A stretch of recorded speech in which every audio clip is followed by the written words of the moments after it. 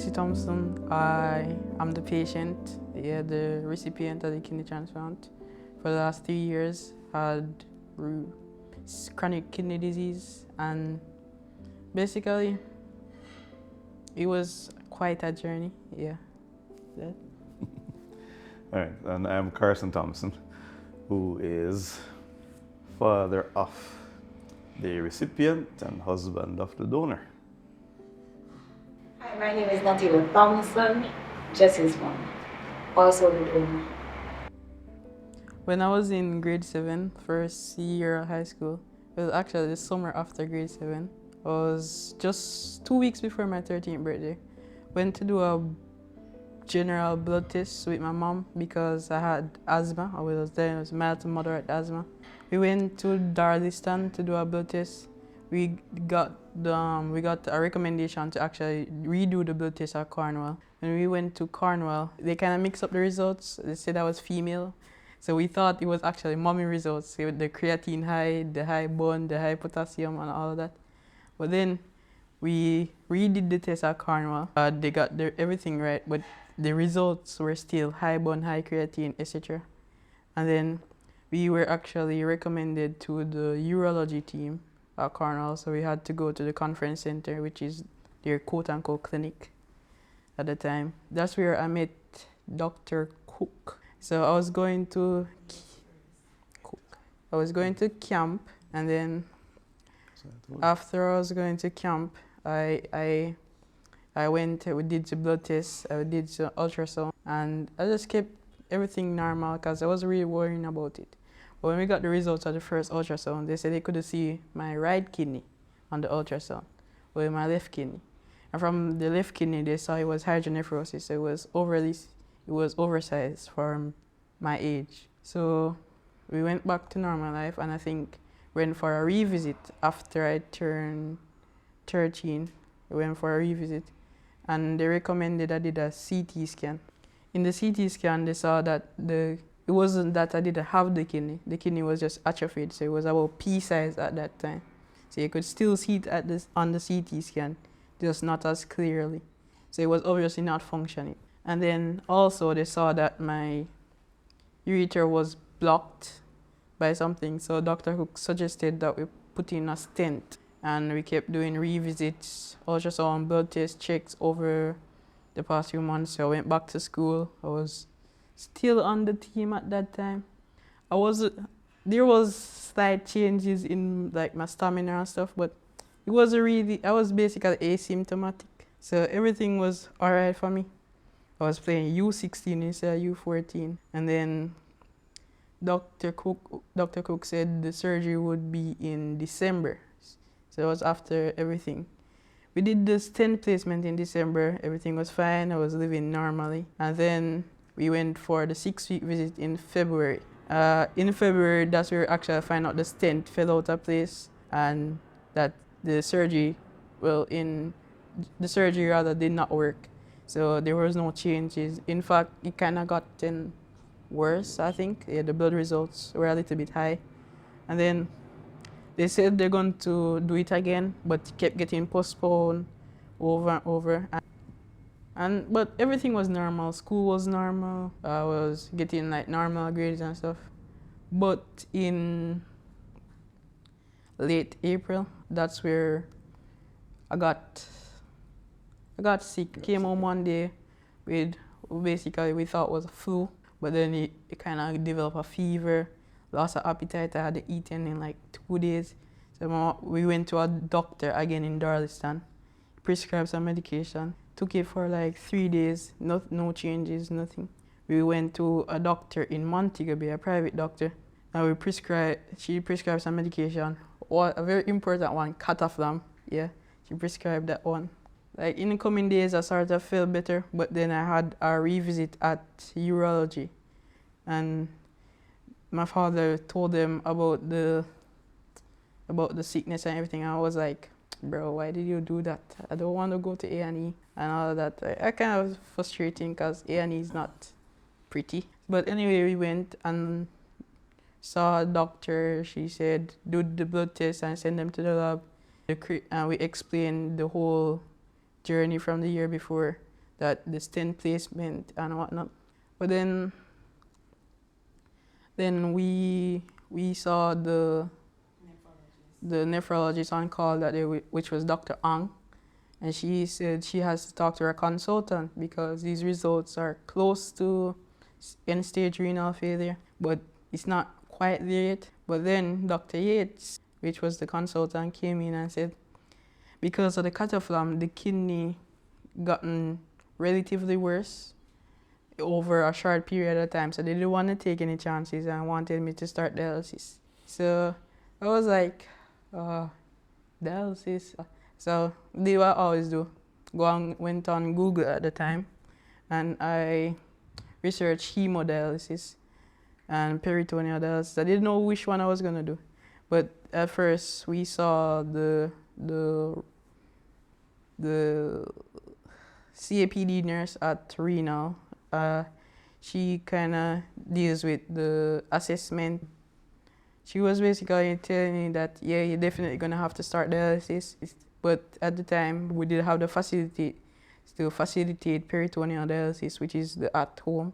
It's more frequent and all of that. And that's one through the stomach.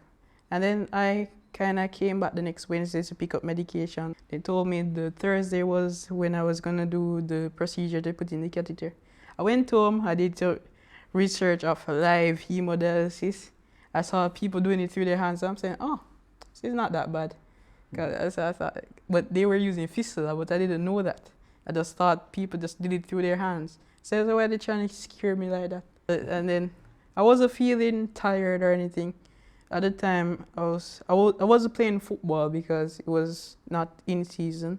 And then I went to Thursday and Dr. Ang again placed in the catheter. It wasn't easy. I have to keep my neck still, and this nurse is smiling with me. I said, "You have a long wire in your hand. You're smiling with me." It was kind of creepy, and they're sticking me in my neck with lidocaine, and tell me everything is gonna be okay. And I'm like, it's not gonna be okay. And I was quite worried, but frustrated and in pain. And then after the lidocaine wear off, after the procedure and everything, I had to do an X-ray, and everything was okay. But I couldn't move my neck to the right at all. So I kind of stuck like this.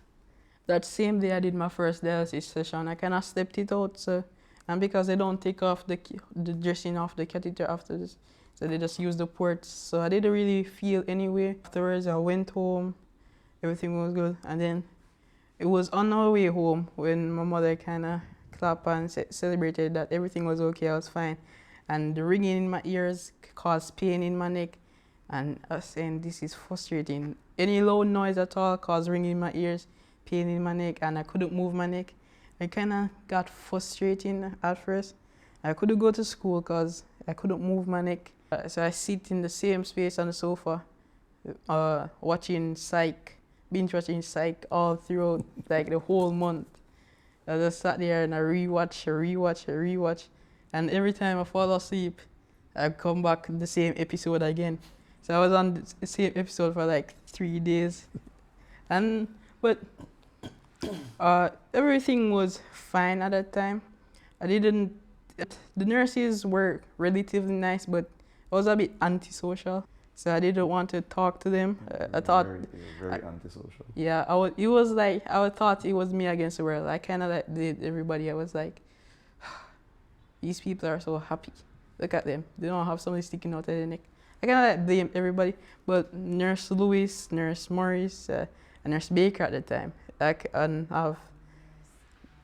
And Nurse Baker was my nurse. She's the only nurse to ever put me on because I reached it. Yeah, she's the first nurse to ever put me on. Yeah, but every dialysis session I used to get hugged, but I used to like keep my hands at my side. Yeah, I keep my hand at my side. Yeah, the nurse Simmons too. The nurse Simmons was really nice. Not what you expect from a nurse. Yeah. And then for the following weeks we kept going. My parents kept asking what are the results, but I didn't really pay attention to that because I was saying that they're gonna put in the stent and everything is gonna be okay. This is all temporary. And in the following months I placed in the stent, but I still not seeing any changes. The creatine was going down, but they couldn't tell if it was because of the dialysis or me actually peeing but there was no change in my urine output throughout the whole process, so we couldn't really tell. And then we went to the urologist for another visit. Did a second ultrasound. The stent was in place, but they don't know if it was doing its job, because the creatine at the time was dropping. But I'm doing dialysis, and I'm not yet at end stage renal failure, where I have 1,000 plus creatine and 9 plus buns. So everything looked alright. But then the dietary changes were terrible. I remember the first time I had soup, like my mom cooked soup, and they say, can't put pumpkin, you can't put the chicken soup. And I'm like, this is broth. And there was no salt. There's a certain amount of salt. I have to spread it around each meal. And if I went and eat a plantain chips in the day, I know there's no salt in my dinner tonight. And then it was white rice. The chicken could have a browning, chicken could have curry. Or ketchup. Ketchup. Although we don't fancy ketchup, some ketchup would be good. And then the caldo, I love caldo. My Sunday morning breakfast was like, bro, this is a disappointment. I used to wonder if my mom could, but everything was fine. I went. Yeah. Well, one of the great things about my family, like, they're tough because the dietary changes were major and they're not used to it, but they kind of had the same thing as me. So yeah, that was nice. And then when I went back to school, I kind of like tried to pick up where I left off, but I was lagging behind. I didn't really like it because I'm not used to being in sixth place. I'm not used to being outside the top 3, especially at that time. New to high school, want to make your mark, stuff like that. And then I went and did the test in grade 8, the end of year test. And like half of them I didn't understand. I kind of just winged it based on pre-knowledge. And then I said in the summer I had a great amount of 3A motivation, quote-unquote 3A motivation. So I said grade 9 I'm going to lock in, get an 85 average and come back stronger next year. I was kind of used to dialysis at that point, and I said I only come here once a week. And it was August where I met Nurse Spencer. She's the first nurse I ever had a conversation with. We didn't start off so strong. When I met her, she used way too much alcohol on me, but the tape kind of stick to my skin, even though the tape still sticks to my skin. But I'm saying, I really do not like this nurse. She used so much alcohol and it's so burning and it was frustrating. But then I talked with her. I don't know how we started the conversation. I talked to her, and then after that, I stopped going to dialysis because I had to. I started going because I want to talk to Nurse Spencer, and I celebrated my 14th birthday at the renal unit. They had a little small party. Yeah, I went the morning. They had balloons, and I like snow mint, so I went home with a pocket full of snow mint. And it was nice. I kind of get a little bit. I kind of take down some barriers, but I only talked to Nurse Spencer. Instead of them just hugging me, I maybe hug them back, but that was it. They didn't really talk to anybody else. I definitely did not talk to the patients. Right. So in about April of 2023 is when Jesse referred to our trip to the hospital follow-up at the urology clinic, and getting ready for the second stent placement because the first one hadn't worked so well, it fell out of place. And we were hoping that the stent would open up the ureter and his kidney would be emptying and everything else would improve. And that's kind of what we thought the treatment was going to look like. But because of all the issues with Coronal Regional and their operating theater kind of kept being delayed, and on one of those visits, we were told, we're going to come back in about 6 weeks, and hopefully that's when we're going to get the date to have the stent put in.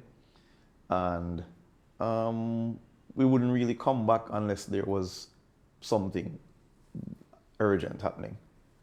So I wasn't satisfied with that, because by then he started to show symptoms that we were asked about before. So, fatigue, lack of appetite,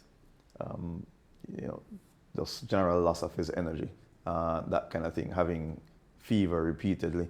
So we went to the A&E department, we got assessed. That included a nice overnight stay, just sitting up in a chair waiting to see the doctor, waiting for the blood test to be returned. And that's what led us to seeing Dr. Ang and then Dr. Yates, who recommended that Jesse get assessed for dialysis. It wasn't quite at the threshold like he said, but he recommended it. So 2nd of May 2023 is when he had his first dialysis session. That's how we got there, and then he has talked, about his experience with it. It affected him, the procedure to put a catheter in, and then just being on dialysis, being surrounded by the other dialysis patients. He was the youngest one there by far at the time. And so adults have a whole different perspective, and these people, some of them would have been on dialysis for maybe 5, 8, 10 years or more than that. And so their outlook would have been completely different. Jesse was not always the most social person, so like he said at first, he didn't take to talking with the other patients or talking with the nurses very much. So it wasn't very enjoyable for him. And then the effects of dialysis would be that he might come home feeling very weak. He might be nauseated, or he might be in pain, probably couldn't sleep.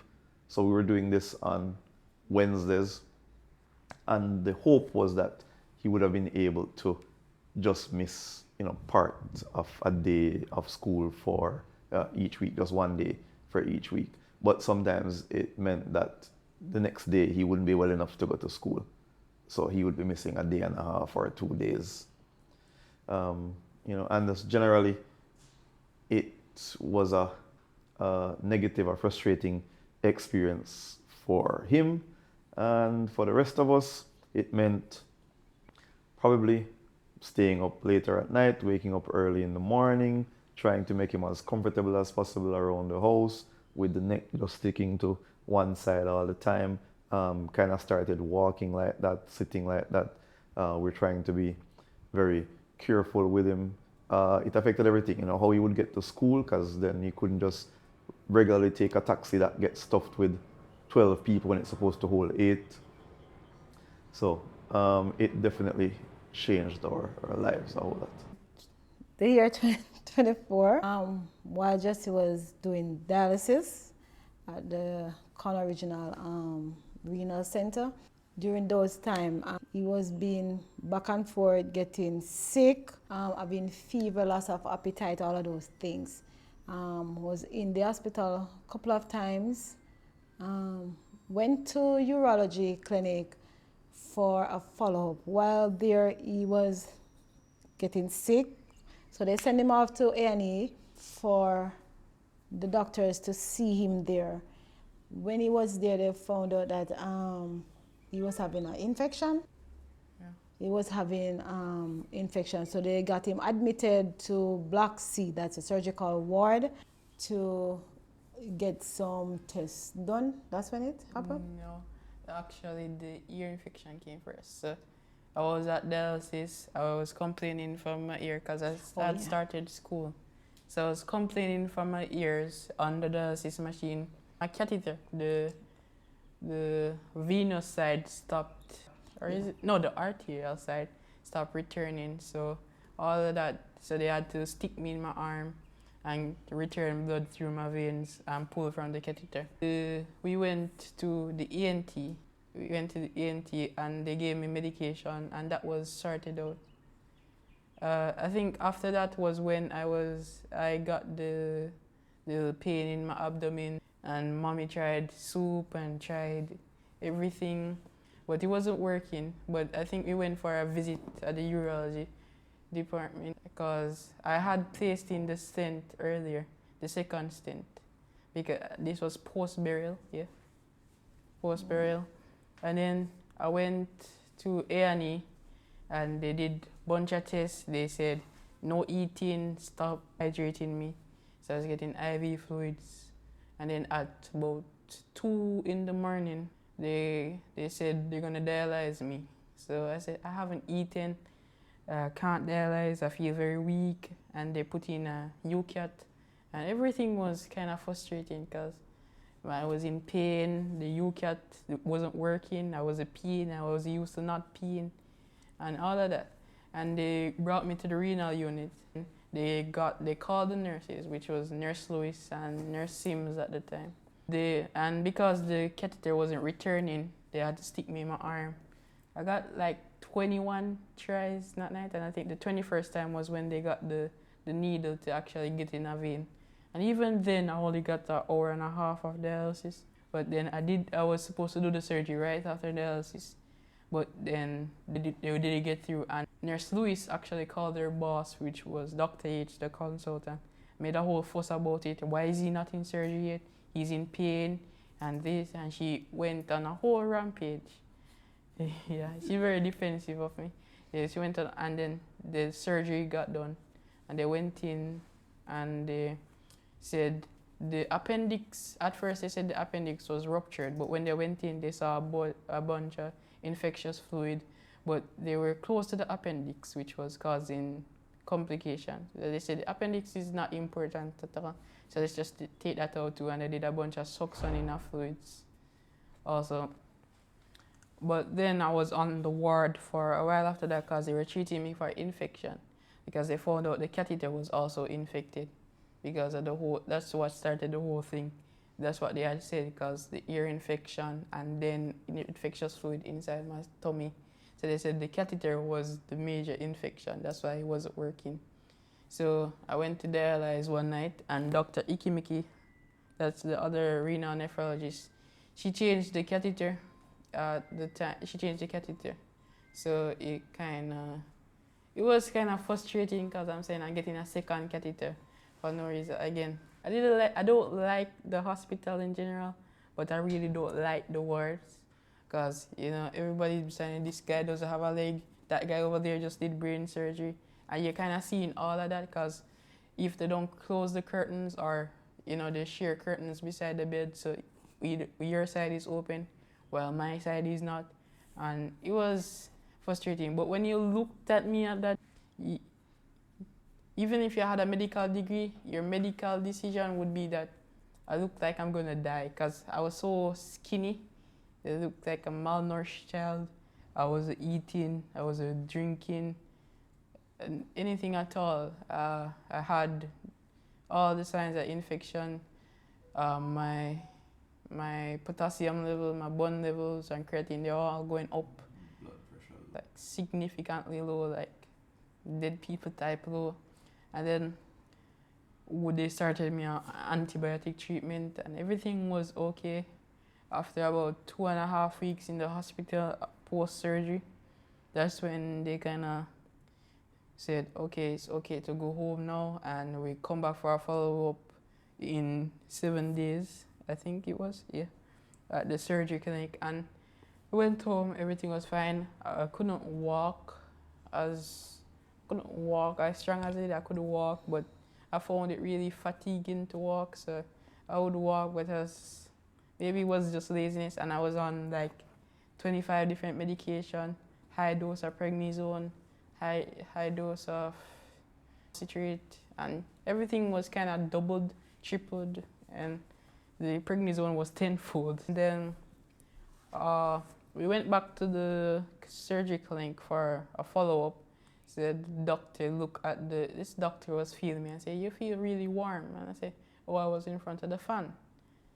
Because I didn't want them to say check if I have a fever. Because if they find I have a fever, it's back to Annie, and I was trying to avoid that.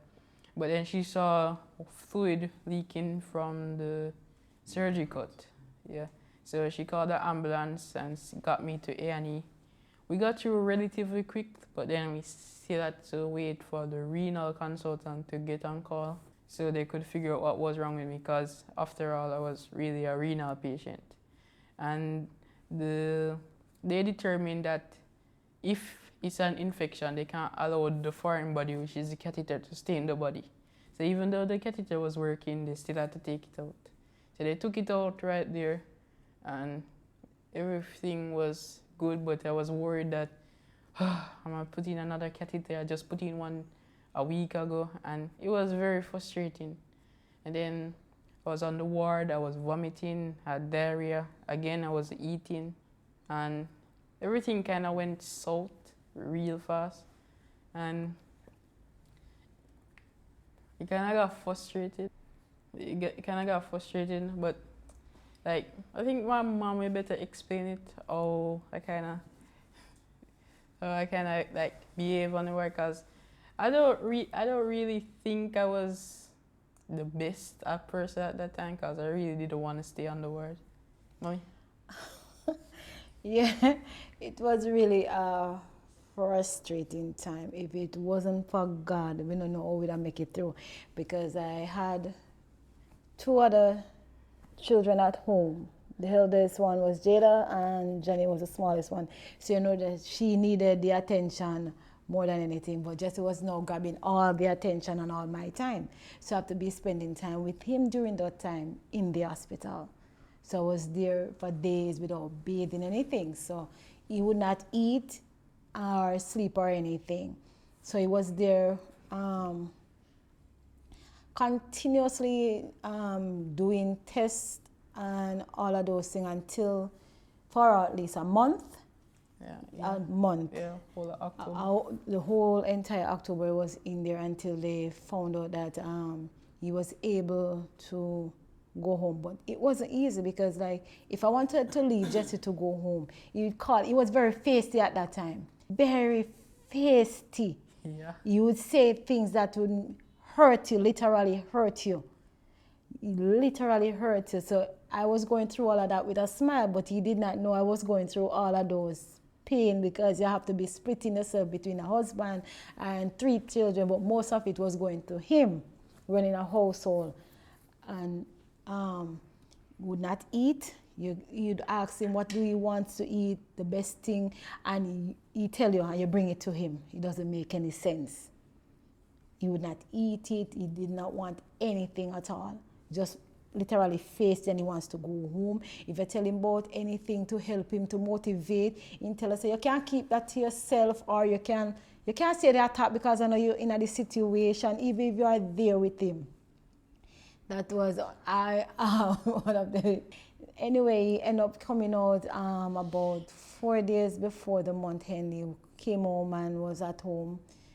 Sisters, everybody rally around. Grandma, he has my mom, he has a good grandmas, uncles, everybody that would be there for him in every way. Even the cleaning lady, Miss Brown at the hospital, would make sure he gets each and everything that he needs to get him comfortable as much as possible. Because it wasn't an easy journey for him. It's like he shut down, he locked out everybody.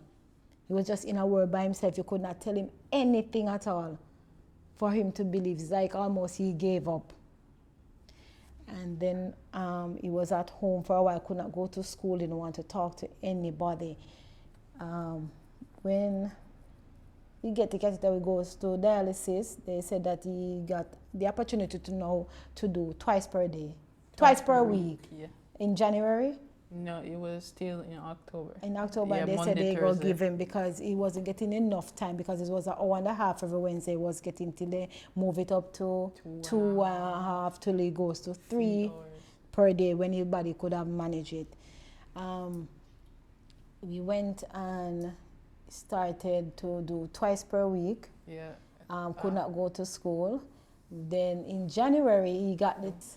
No, actually, in November, when I went back to the hospital for the last time, they said that instead of doing the Monday, Thursday shift, they're moving me to Tuesday shift, and I was starting more time on the machine, so it was 3.5 hours now. And then when I got out of the hospital, I was feeling better, having femoral catheter at the time. So I was really frustrated because I could barely walk. Third catheter? Yeah, that was number 3. That is number 3. And in January, when I was supposed to go back to school and everything, trying to settle down, I went back to school and I picked up, I did all of the tests. I had no idea but I needed the grades. Because you missed out the whole term the year I needed before. the grades because I said, if I didn't know that they put absent, like because I was absent for the whole term, I didn't know that they did that. So I went to my IT teacher and he gave me a makeup test, but the test was actually a previous grade test. So I knew everything on it. And I think I got 90, yeah. And then the rest of the teachers just put absent because I kind of get frustrating because I have to be searching for the teachers after classes. And when I went to do the test, I was lost, so I got absent. Average, the only grade you have with the rest of the absents, which are basically hundreds. So I kind of came third that year by default. Term by default. Because he was good in grade 7 anyway. You came at first. Yeah. So his grade showed that he was very good at that. So while in January going to school doing dialysis, there were days you go like 2 days per week for school, could not go the rest because dialysis put a toll on his body. He was very weak sometimes. Then some of it was being lazy.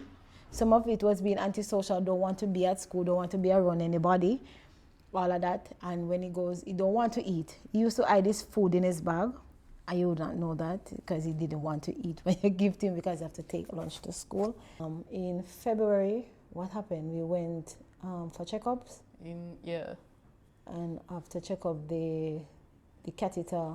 The catheter wasn't working. Working again. I think that was the point. They recommended me to get a fistula and also to talk to the transplant nurse Francis. Well, we didn't go to the transplant nurse directly. She actually came to us while I was getting a catheter put in.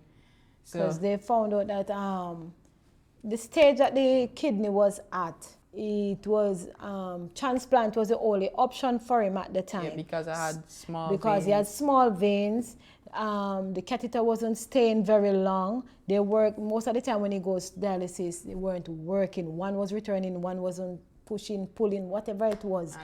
And nurses were trying to, guide wire hit. Doctors have to be coming back and forth so many times with him. So they recommended that he get a fistula or he consider transplant. So there we went. Daddy was first to consider to do the workup for it, but found out that he has diabetes, he can't give a kidney.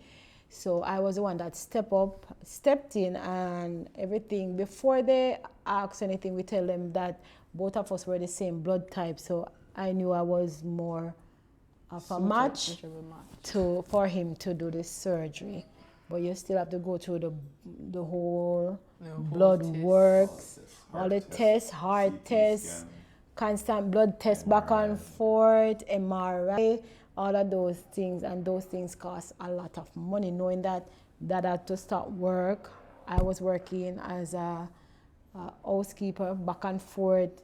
It wasn't a lot going on in that. So we were basically live at the hospital every day. Till persons thought I was a nurse there and my husband was a doctor, because they saw us so many times there almost every day. So everybody knows my name, face, whatever.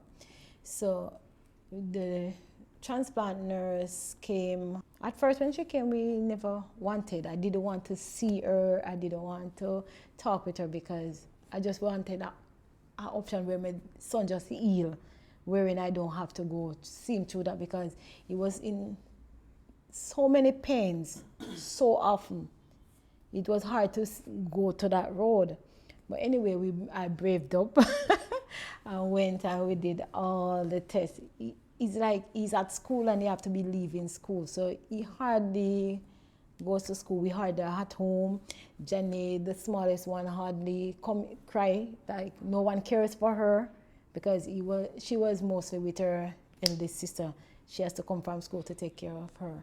So we did all the blood works. Yeah, at first, and they said everything They was said good there. Good. I was healthy enough. Jesse was healthy enough to receive the What kidney, is and I expected. am official test show that I am A match. a match for the transplant. And that's where we started the ultrasounds and the CT scan, which was Then we heard about the TLC. Yeah. yeah, because That's where- originally Cornwall, what Cornwall does, cooperate with a team, external team to do the transplant.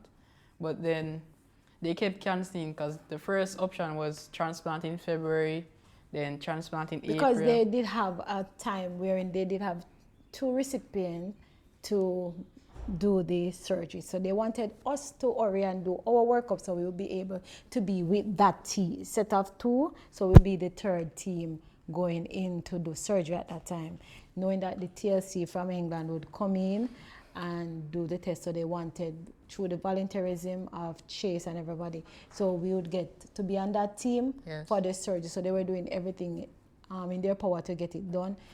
Then it get postponed, and that was set and changed for June of 2025.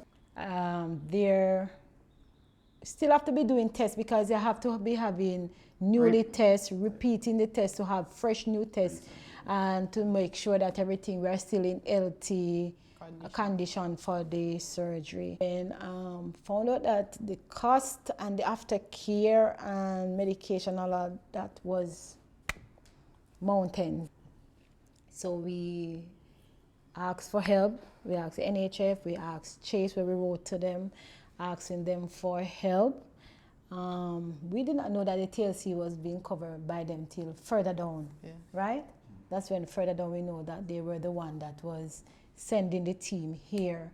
Going on with that, Jesse have to be changing catheter very often again. He reached to the point where he was at the 5th one. No, I was. The 5th one before the pending June surgery. I was at the. And we were hoping that the surgery date would be come up in time that he didn't have to put in a new catheter. In summer. No, it was in June still. Yeah. We got called to the hospital when we were downtown. They came and said, oh, maybe they're going to tell us that, yeah, it's confirmed for this date, because we just knew it was in June. We didn't know the date. And then they told us that it's cancelled, and this time they can't tell us when, but they're going to keep doing the test and everything. But they're keeping and all of that. At that time, I think we bought the graph. Yeah. Yes, we did. We bought the graph and we were supposed to get the fistula. Yes. But each time that was being cancelled, every time the doctor keep on cancelling, and we couldn't get a date for him to put in the fistula because his veins are small, super small, super small. Even to do the regular blood test, it's a big struggle for the nurses, for him. One time, it's like when I went to the hospital while he was admitted, I left him just the one night, and when we came back, it's like a whole lot of holes on his hand and bruising. And I said, what happened during the night? Since I left you at 10 o'clock, what happened? He said that they came to draw blood and could not. I started counting his right hand, I reached 30 holes and I have to stop. Could not count them, and that was just one hand. So we said, no, we could not manage this anymore. We were trying to find out what was going on, but the doctors and the transplant nurses and the nephrologist nurses at Cornwall, they did not put down anything. They were working behind the scenes, trying real hard to see if they could get the transplant. We heard about the TLC coming to UWI Hospital through TASE again to do surgery. Yeah, it was 2. And then, I don't know how, I think Mommy probably know, but they had us, the TLC knew of our case before. They knew of our case because they were the one that was going to come to Cornwall to do it through volunteerism just as before, but that one get cancelled. We don't know what, just God work. And then we were added. So because they know of the case of Jesse's case, heard of how he has been changing catheters, because in the August of 2024, we will have to rush to University Hospital of the West Indies for an emergency surgery to put in this catheter that he has in. This was a 10th one. So he changed like 3 catheters In a span of 3 months, it was 3 catheters. 3 catheters in. So this last one that he has now, it was at about the 10th one. So we have to be at UA, emergency by ambulance. He has to be done by surgery because it was stenosis. Yeah, there was so much stenosis around the area that they said the ultrasound literally cannot see the opening. So they said they're going to do it in, I think it was interventional radiology. So they're going to put me under everything. That was the part I was worried about, because I said I did 9 catheters with just lidocaine, and that was painful. I'm not doing a 10th one with. So I was kind of frustrated with them. But then I learned that UE put the minors under and say, oh, thank God I'm a minor. Yes, yeah. They really cares a lot about that kind of situation. One you did August 29. In August of 29? August 29, 2025. Yes. 29 years, yes. We were there. So while we were there, he did the surgery for the catheter. They did the workup because the TLC spoke with the nephrologist team at UE and the transplant coordinator and all the doctors there, because knowing they were coming there, they said they're adding him to him because he's a minor, and they heard about his case and his situation and what he has been in and out of hospital. Can't go to school as he wants to, and the catheter changing, and basically no more access, because they have to use these areas more than once. So they even tried to give him like the subclavian catheter. Yeah. So what happened now with this catheter he has in, it would essentially be the last one, because they've put catheters everywhere they can put them. And normally when you put a catheter in one place, especially with his veins, they collapse. You probably can't use that area again. So if this catheter had failed, then we kind of were at a loss as to how he would continue dialysis. So that was a big part of the reason to add him to the list for surgery urgently as well.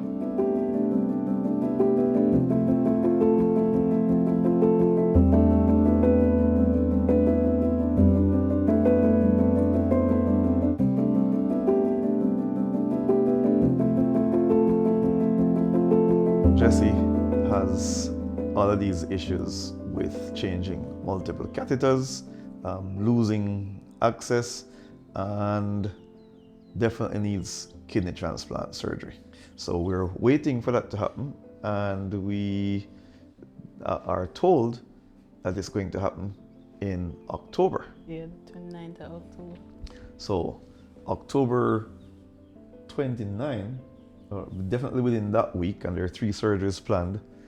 So we're going to be on one day during that week. And of course, everybody knows what happened in October 2025. Miss Melissa came to visit, and she planned it for a while. So while she was planning it and sitting offshore, she was delaying everything that we were trying to plan. So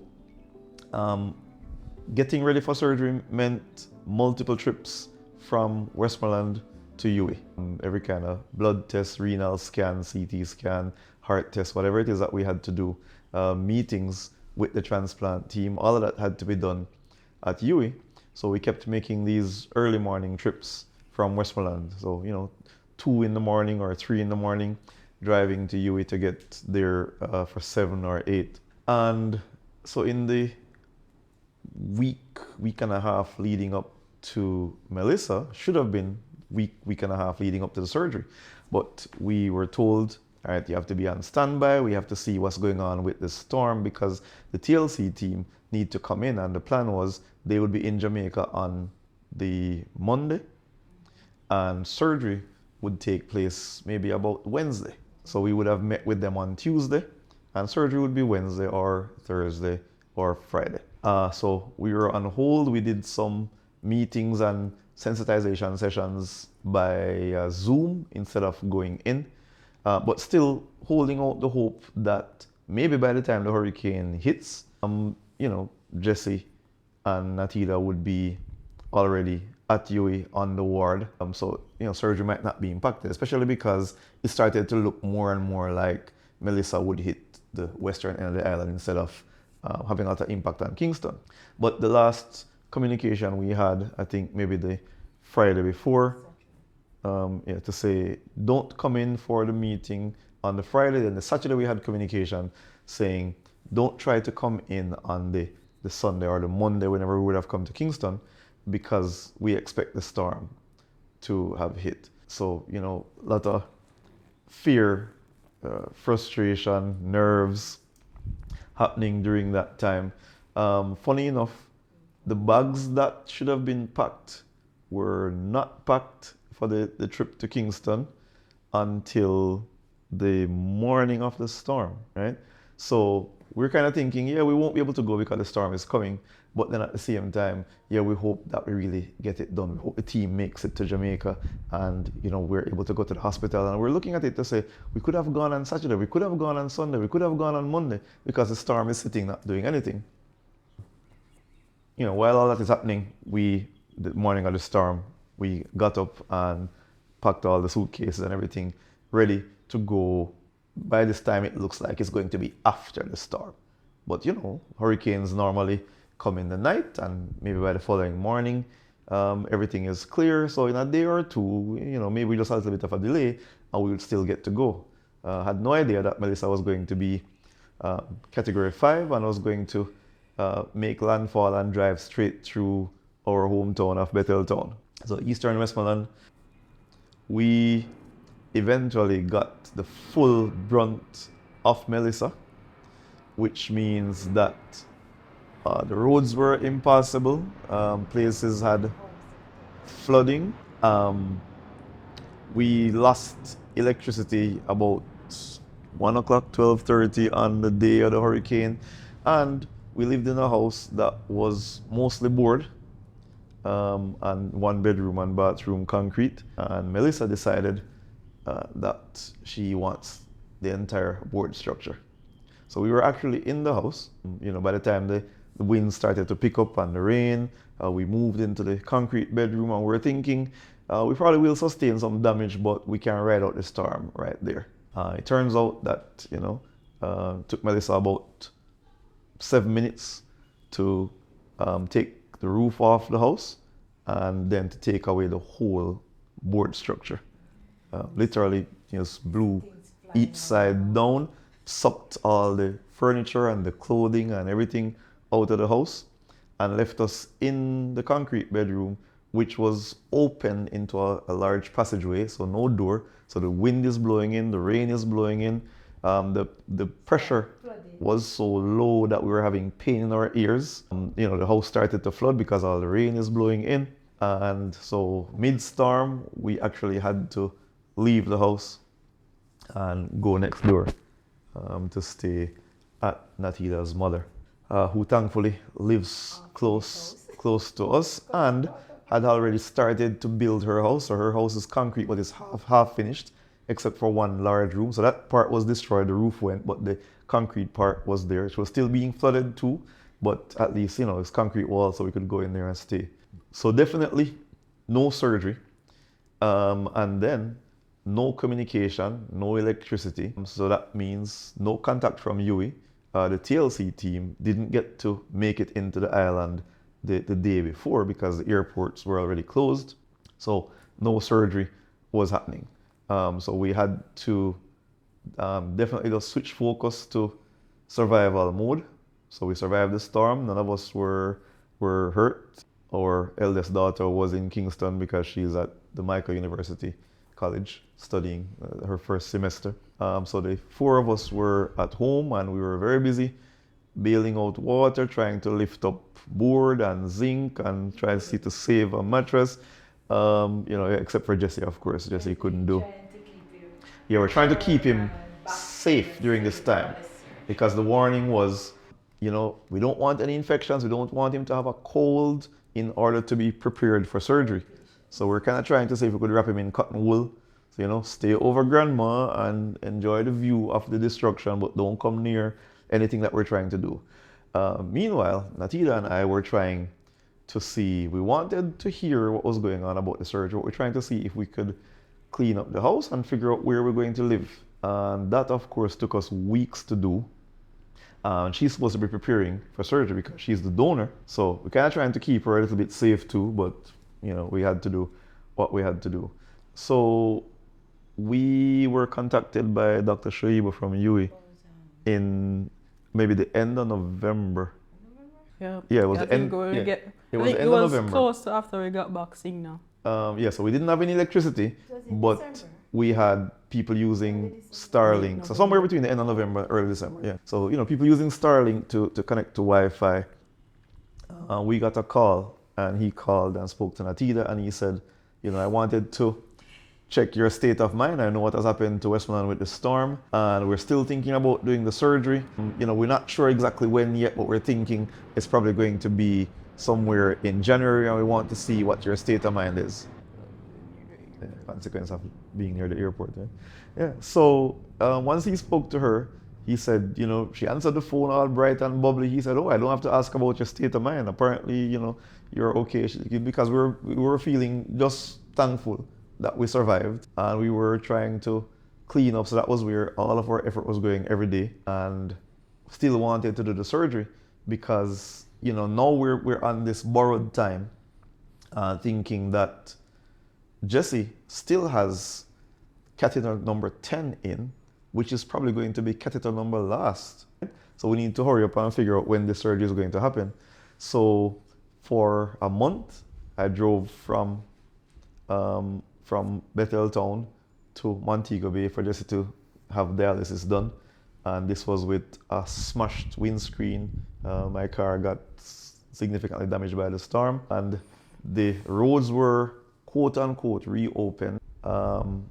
Storm hit the Tuesday, so the roads were reopened Thursday evening. My sister came from Montego Bay, so she said, well, I was able to drive up. So Friday morning, we drove to Cornwall. That trip ended up being Friday morning into Saturday morning before we could get back home, Saturday afternoon. And the roads that were open meant you were driving in a live river, under light posts, through some people's yard, you know, all kind of adventures like that. So doing all this with a broken windscreen and trying to get Jesse to dialysis, because the dialysis team had the ones who could, because some of the nurses were stranded because of flooding, they couldn't come out. But the members of the team who could were at the hospital, and they were trying to help the patients get dialyzed. You know, they tried to reach out to us, and it was a case of, if you're walking and you got a phone call, you would stop right where you are, because if I got a phone call here, it means that if I walk to the camera, I wouldn't be getting any signal. So I would stop right there, take the phone call, and, you know, or get a voice note. And somebody's saying, can you come to the hospital tomorrow? Can you make it for 9 o'clock? So we did that for that month and a half, and thank God Jesse survived. You know, nothing happened to him. The catheter worked every time, and by this time he was doing 3 days per week for dialysis. Hospital had to be sometime trucking water, patients' relatives bringing water to the hospital.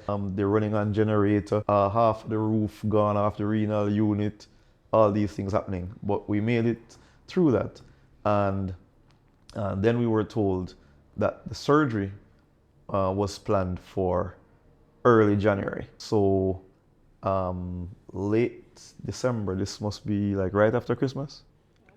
Or right, just before Christmas. Yeah, just before Christmas. We were told that surgery is going to be early January, first week of January. And that meant we also had to redo some tests, and we had to prepare ourselves to get to UWI for early January. So I ended up taking them to Cornwall Regional on the 4th of January.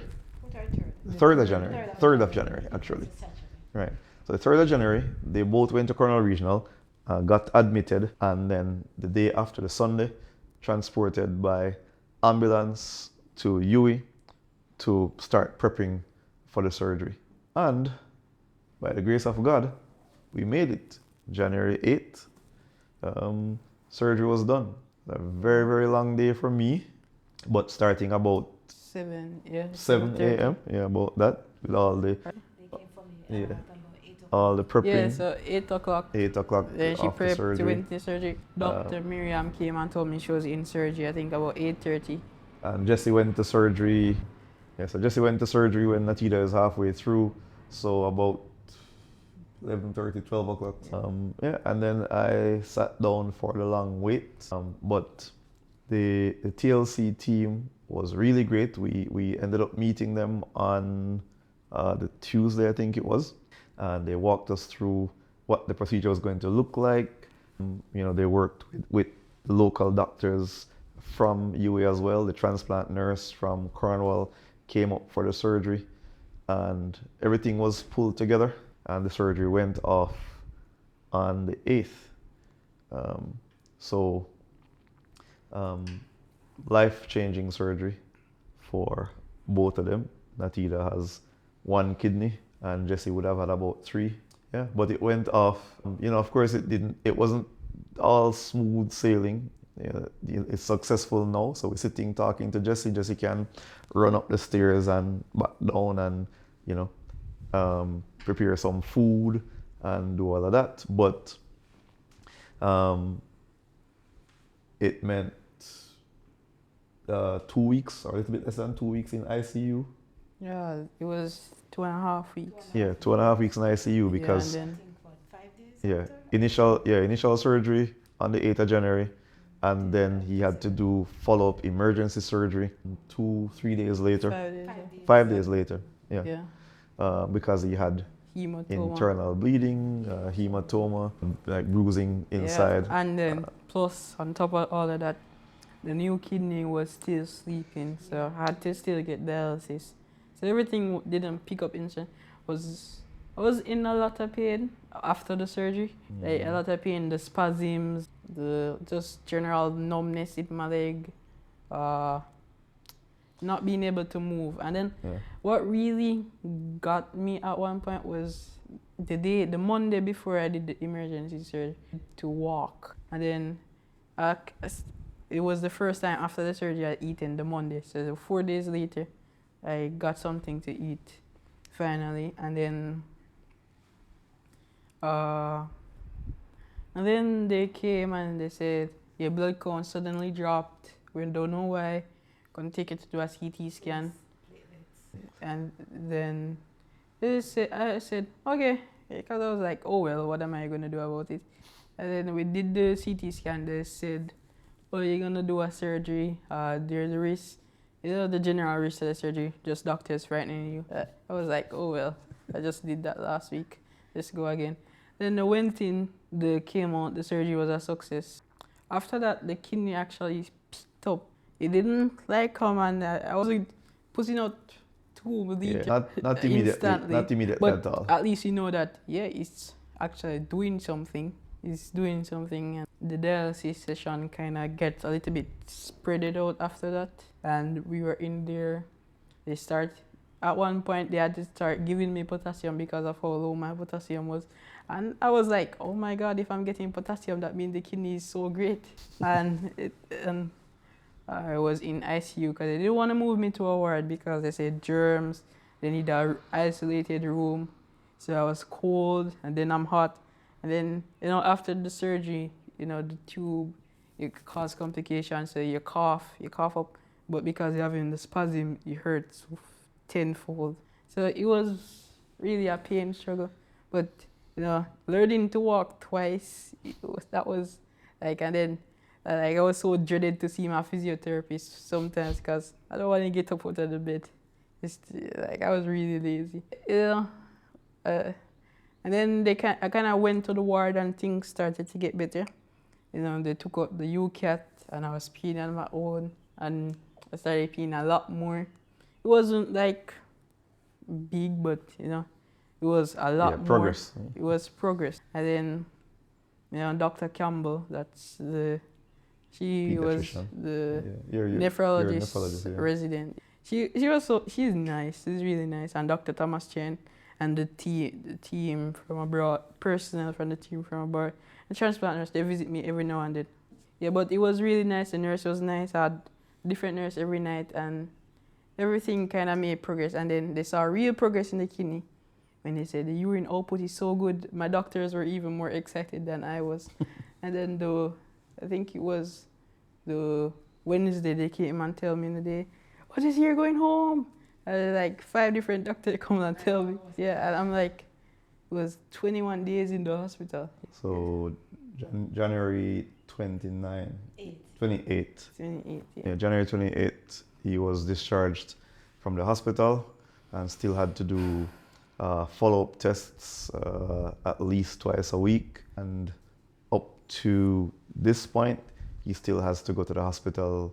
Now he was transferred from UWI after the 6th of February so that we could be in Montego Bay, a little bit closer to original home, and being able to be transferred to Cornwall for follow-ups instead of staying at UWI.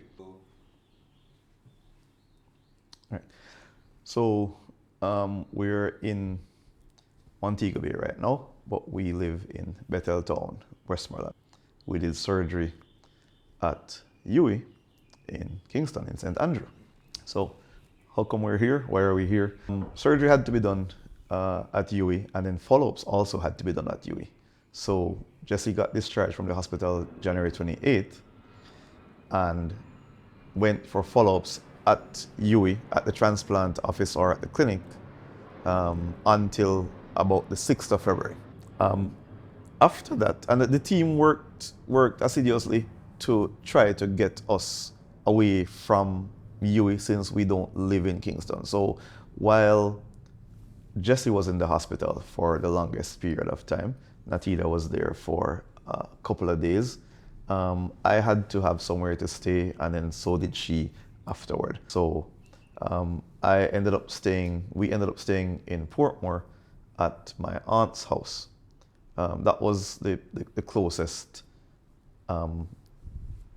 place that we could find in terms of convenience, space for us, and so on. So we did that, and then we did the commute from Portmore, Edgewater to UWI. So that was daily to go see Jesse, or to go pick something up or drop something off, medication, whatever it was, just to see him, to check on him.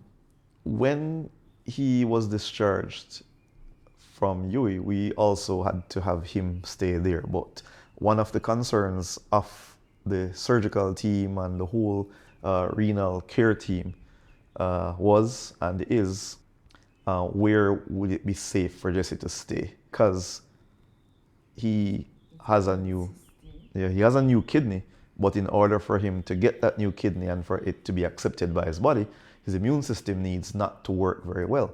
So he takes immunosuppressant drugs as part of the regime to manage his kidney.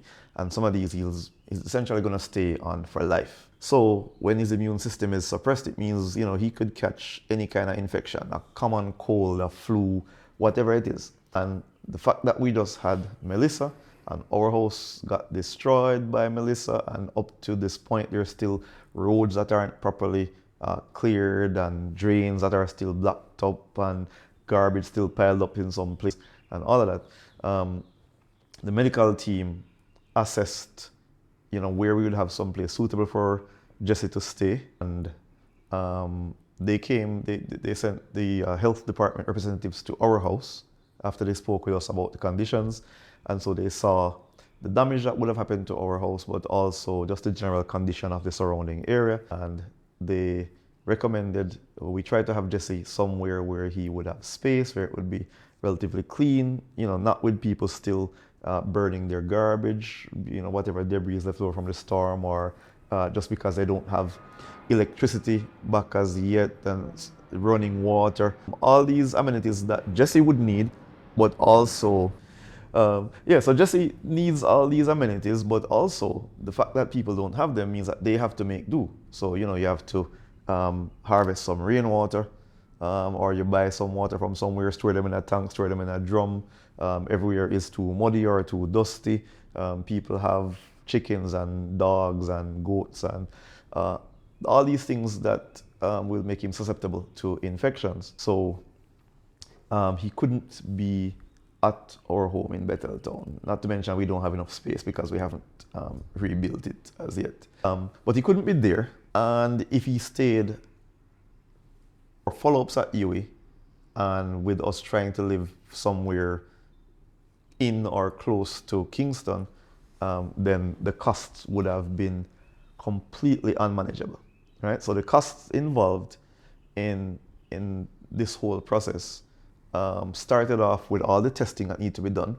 Even at public facilities like Cornwall, you can't get everything done. So there are some tests that are specialized, or CT scans or renal scans that you have to get done at a private lab. And that comes with money, cash paid up front. Then UWI has a cost for surgery, using the facilities, getting medication. And again, not all the medication is provided by the NHF or the public hospital system. So there's a cost involved in that as well. And then there will be a cost for our accommodation, for food, for transportation. And we still have to maintain our family costs. So I was there with Jessie and Natida, but Janae, our youngest daughter, was still here. She was with her grandmother in Bethel Town or with her cousins for a while. And then my eldest daughter still at Jamaica. So we still have costs, right? Added to the surgery, the medication, the treatment. So thank God for Chase, because you're looking at Jess's hospital bill to date being just over $2 million, and Natida's bill being about $750,000. And then there are ongoing medication costs and testing that we're still doing now. So twice a week and now once a week, we have to pay for testing at UWI. Now that we're not at UWI anymore, we still have to pay the private lab to do at least one test for him. The other tests are done at Cornwall Regional. And then from time to time, there might be other things that need to get done. So they'll call us in based on the results that they get each week or every 2-3 days to say, we need to increase or reduce a medication. We need to do a CT scan or an X-ray or a urine con with transportation and with just surviving. So we thank God for Chase. We reached out to them initially 2025, maybe about February, March, when we knew that the surgery was being planned, and especially after we found out that it couldn't happen at Cornwall. That's when we started to ask, where can we get help? Where can we get support to do this? Because we have great support, like Natida mentioned earlier, from family, but really there is so much that family can do, whether locally or abroad. Everybody has their own expenses, but we have had financial support from family, from friends, from complete strangers, from nurses, from janitorial staff, from doctors, whether it is waiving the cost for a test or paying for it out of their own pocket or driving to get some medication with their own vehicle and their own time. We've had unprecedented support. Even up to now. So people have contributed. Like we say, sometimes these are people that don't know. So somebody might know my mother-in-law, or my mother, or my aunt, or my sister, or whoever, and they will make a contribution based on just what they hear. So we've had all of that, but obviously we would need significant support to clear these bills for just the surgery and the treatment. And so we applied to the National Health Fund, a compassionate fund of the Ministry of Health, and we applied to Chase. And there the doctors, the transplant coordinators, nurses were just awesome in telling us where we could apply and how we could go about doing it.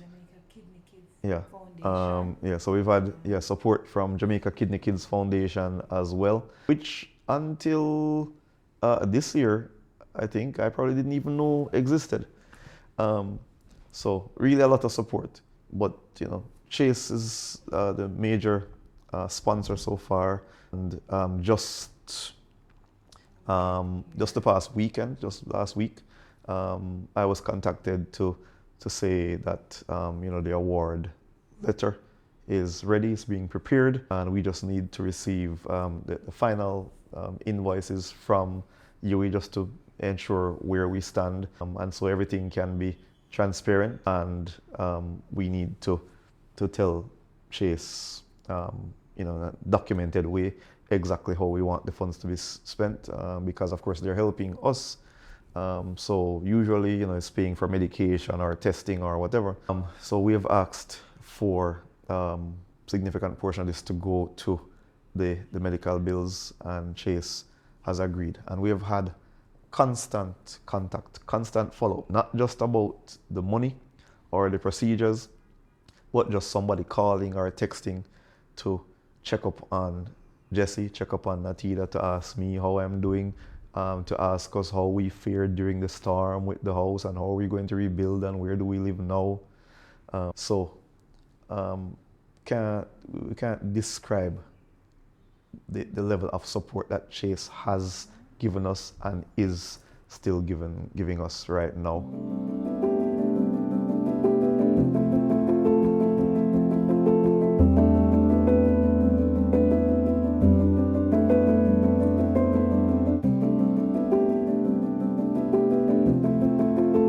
Life before the transplant was really simple or simpler because when I just came to high school, I came from a public school, so and then there's a lot of competition among my classes.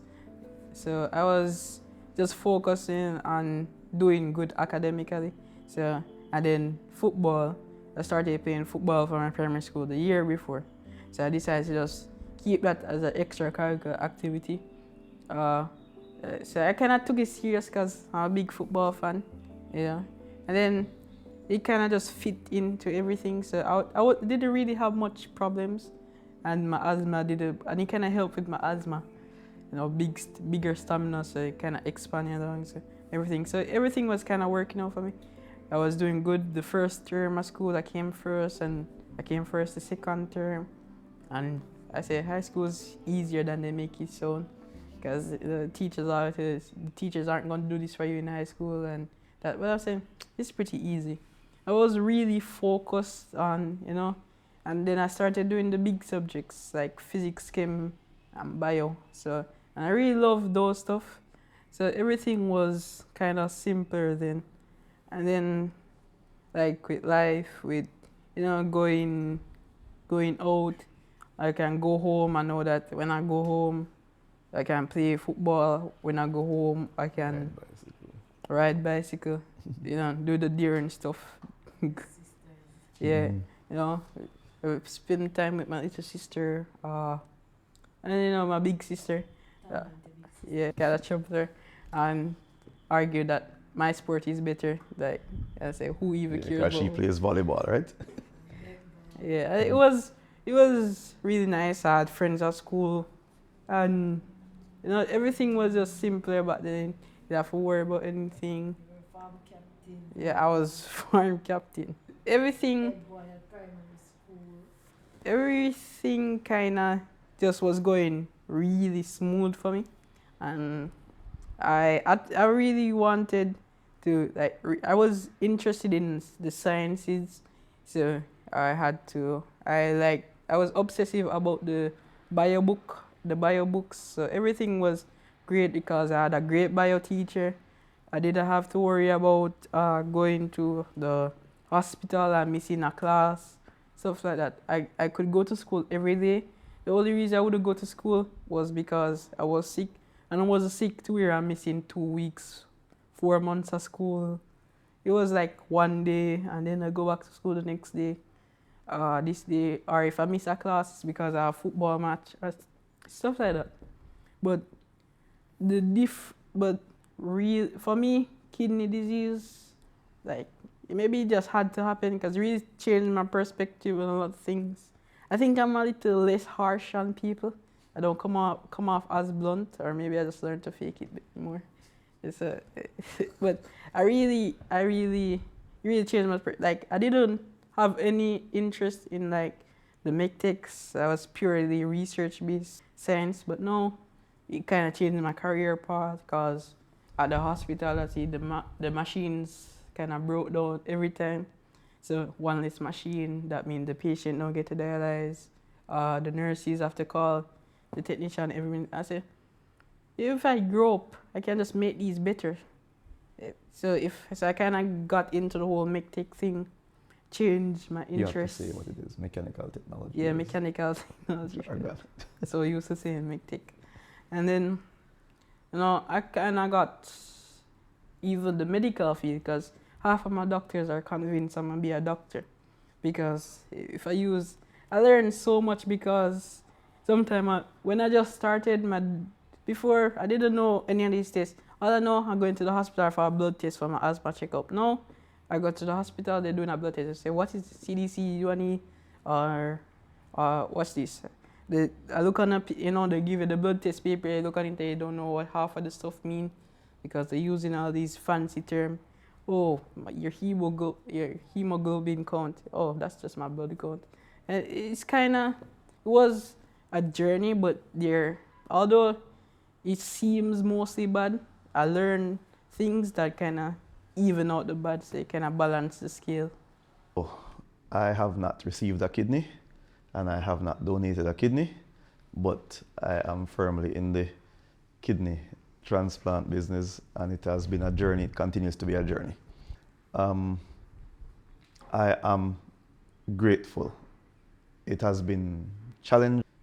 It has felt frustrating at times. I have had a lot of doubts. It's taken physical toll, but my overall feeling right now, even though the journey isn't ended, is gratitude. I am very grateful because we haven't been alone.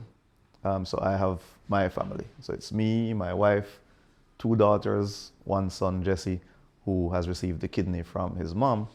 And then we have close family members, physically close by, and close in terms of relations. So everybody from my own mother and father and brothers and sisters who are in the States to my mother-in-law who is here with us as much as possible. She's always close to us. We're staying in Montego Bay in Iron Shore right now in a house that is not mine and isn't one of my relatives. So it means that I am so grateful to the owner of this house who is hosting us essentially without a schedule, Mrs. Enid Scott.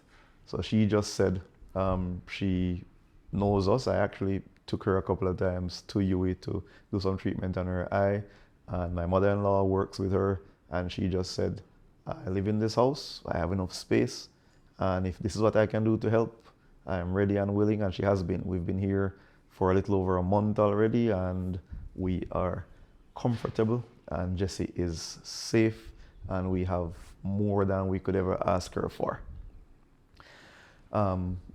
Then we have all of the new family that we have acquired at Cornwall Regional Hospital, at UE, the TLC team from the UK who continue to check up on us right now. All of the staff, medical staff, like I said, cleaners, nurses, security officers. Jesse is like the prince of Cornwall Regional and apparently took over UE as well. So when we go there, we really feel like we are not just patients, but we're being cared for by family. And we have people who are our extended family by knowing our family members, even if they don't know us and we don't know them. And all over the country, all over the world, people have responded to our story, even when we kind of tried to keep it private and figure it's our business and we're going to try to do what we can do on our own. As people have heard, they have just responded, just opened their hearts to us. So we are eternally grateful. We would never have gotten this far without God keeping us. So our faith is very important to us, and our church family is very important. And even now people continue to pray for us and to pray with us, and that's something that I appreciate so much. We can't say thanks enough to the Chase Fund and to the NHF, the Ministry of Health. We are grateful for the financial help and just for the overall love, compassion, and support. And to everybody who sees or hears our story, this is an opportunity that we had to share this. Hopefully it's something that you can learn and it can touch you, and you can have hope and know that if you were diagnosed or a family member is diagnosed with kidney disease, renal failure, end stage, or whatever stage it is, it's not a death sentence. It is God that decides how we live, when we die. And until that day comes, we have hope. And as much as it feels like such a bad thing to happen to somebody, it's a really great opportunity for all of us just to open up and to share with each other. So I appreciate everybody who has supported us and will support us after seeing this. It's not adequate, but it's appropriate, I think. Thank you. God bless you.